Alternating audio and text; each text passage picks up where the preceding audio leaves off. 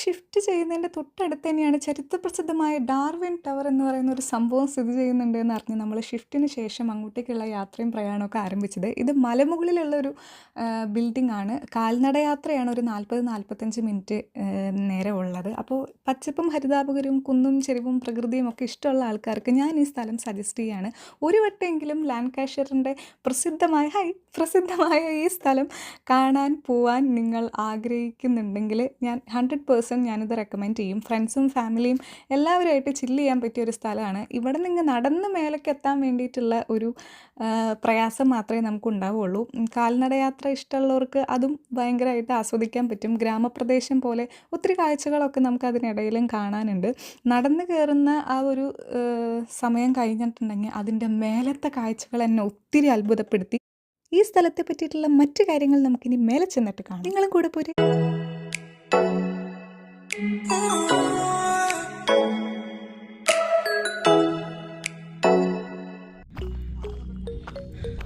മുയലോ?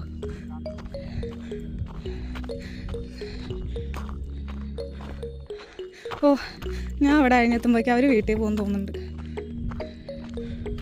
നടന്ന് മേലെ എത്തിയപ്പോഴേക്കും എൻ്റെ പാതി എനർജി എക്സൈറ്റ്മെൻ്റ് ഒക്കെ ഒലിച്ചു പോയ അവസ്ഥയായിപ്പോയി ചങ്ങാതികളെ. അവർ പോകുന്നു. ലാൻകാഷെയറിൻ്റെ ഹൃദയഭാഗത്തുള്ള ഒരു അത്ഭുതകരമായ സ്മാരകമാണ് നമ്മളിപ്പോൾ കാണാൻ പോകുന്ന ഈ ഡാർവിൻ ടവർ.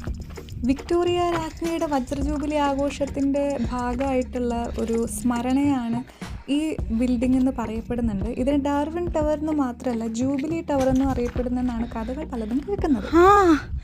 കണ്ടു, ഇത് മാൻ തന്നെ.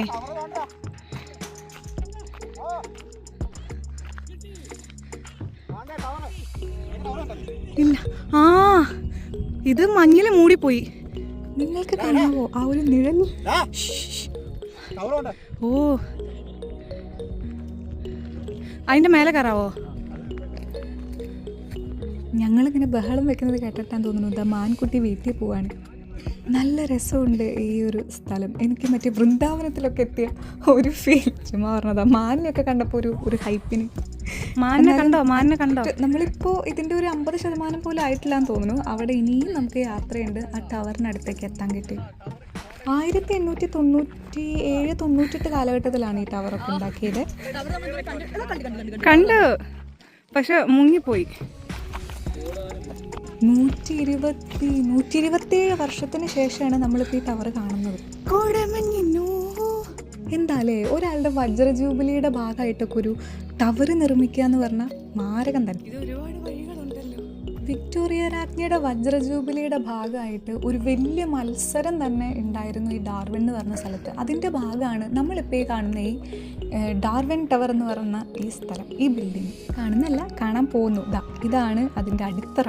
100-120 വർഷത്തിന് ശേഷവും ചെറിയ അല്ലറ മെയിൻ്റനൻസ് വർക്ക് അല്ലാതെ മാരകമായിട്ടുള്ള ഒരു പണിയൊന്നും ഈ ബിൽഡിങ് നിർമ്മിച്ചതിന് ശേഷം വന്നിട്ടില്ല എന്നാണ് നാട്ടുകാർ പറയുന്നത്. കാണുന്ന പോലെ അല്ല കേട്ടോ, നല്ല കാറ്റുണ്ട് ഇവിടെ.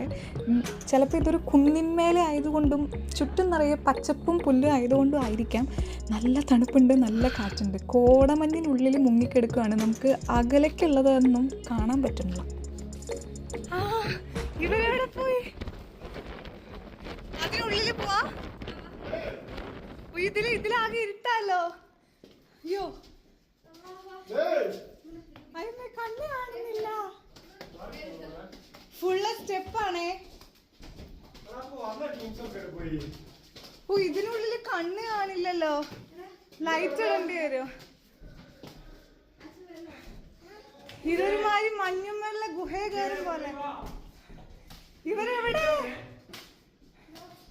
അയ്യോ, ഇതിവിടെ ഒറ്റയ്ക്ക് വന്ന പേടിയാവൂട്ടോ. ഇല്ല, ഞാൻ വെളിച്ചം തരാൻ കയറിയതാ. വാ വരുന്നേ.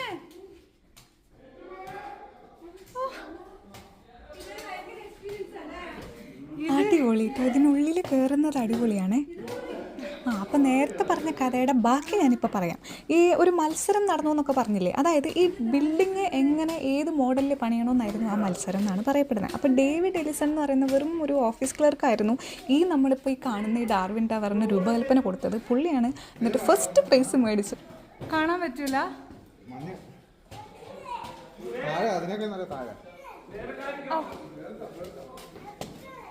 നമ്മളിപ്പോൾ ഈ കാണുന്ന ഡാർവിൻ ടവർ പുള്ളീൻ്റെ മാസ്റ്റർ ബ്രെയിനിലാണ് ഉണ്ടാക്കിയത്. ഇത്ര തിരിഞ്ഞ് തിരിഞ്ഞ് തിരിഞ്ഞ് കയറുന്നുണ്ട്, തല ചുറ്റുന്നുണ്ടോ ഒരിടും.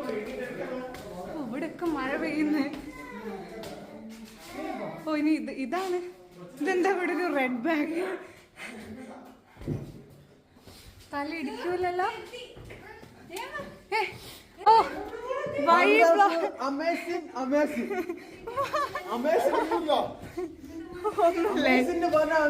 നിങ്ങൾ കണ്ടില്ലേ? ഞാൻ നോക്കട്ടെ, ചവിട്ടുന്ന ആര്?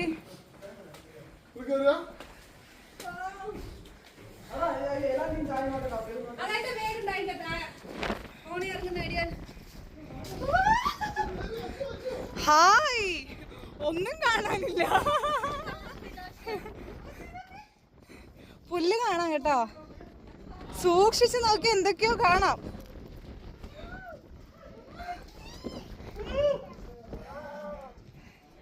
അയ്യോ, ആച്ച എവിടെ പോയി? എവിടെ പോയി ആച്ച? എവിടെ പോയി? കാണുന്നില്ല. എവിടെ?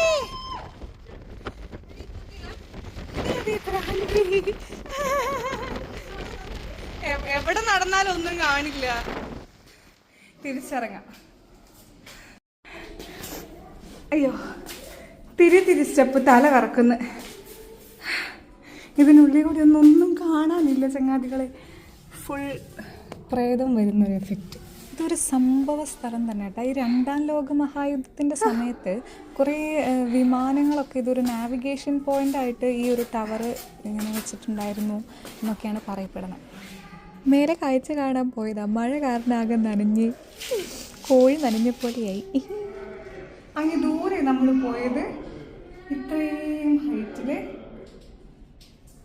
ഇനി താഴെ നമുക്ക് 1947 സ്വാതന്ത്ര്യം കിട്ടിയത്. ആ സമയത്ത് ഇവിടെ ഒരു കൊടുങ്കാറ്റുണ്ടായപ്പോൾ ഇവിടത്തെ ഈ ടവറിൻ്റെ മേലൊരു താഴിക കൂടെ ഉണ്ട്. ഇത് ഞാൻ ഇതിൻ്റെ ഇടയിലുള്ളൊരു ഡോർ തുറന്നു പിന്നെ വീട് പോയേ. താഴികക്കൂടെ നോക്കാൻ പോയത്. അപ്പോൾ പറഞ്ഞു വന്നത്, നമുക്കിവിടെ സ്വാതന്ത്ര്യം കിട്ടിയപ്പോൾ ഇവിടെ ശൈത്യകാലത്തുള്ള കൊടുങ്കാറ്റിൽ താഴികക്കൂടം പോയത്രേ. ഇനി എനിക്ക് ലൈറ്റ് ഇല്ലാതെ പോകാൻ പറ്റില്ല. അങ്ങനെ ആ ഒരു മെയിൻ്റനൻസ് വർക്ക് കഴിഞ്ഞ് 2010 പിന്നെയും കൊടുങ്കാറ്റ് വന്നു. പിന്നെയും നമ്മളെ താഴികക്കൂടം പോയത്രേ. ആരാ?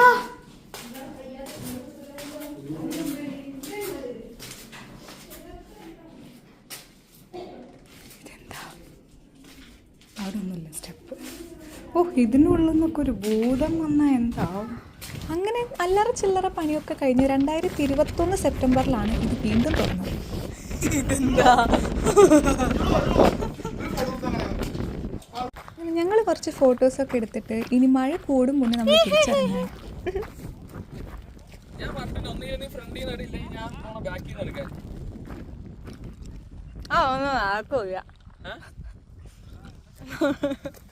അടിച്ച് എന്റെ ചെപ്പേ ഒട്ടിച്ചിട്ട് ഇനി പൊട്ടിക്കോ നീ?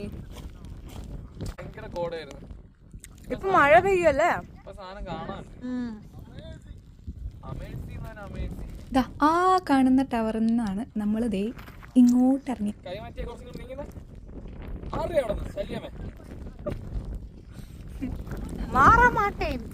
അപ്പം ഞങ്ങളുടെ ഈ ഒരു ഈവനിങ് അടിപൊളിയായിരുന്നു കേട്ടോ. അയ്യോ, അപ്പം നിങ്ങൾക്ക് ഫ്രീ ഉള്ള ദിവസം നിങ്ങൾ ഇറങ്ങൂ. വീഡിയോ അയച്ചു തരണമെന്ന് പറയണ്ട. അപ്പം ഞാൻ വീഡിയോ അയച്ചു കൊടുക്കട്ടെ. മറ്റൊരു വീഡിയോ ആയിട്ട് കാണാം. ടാറ്റാ.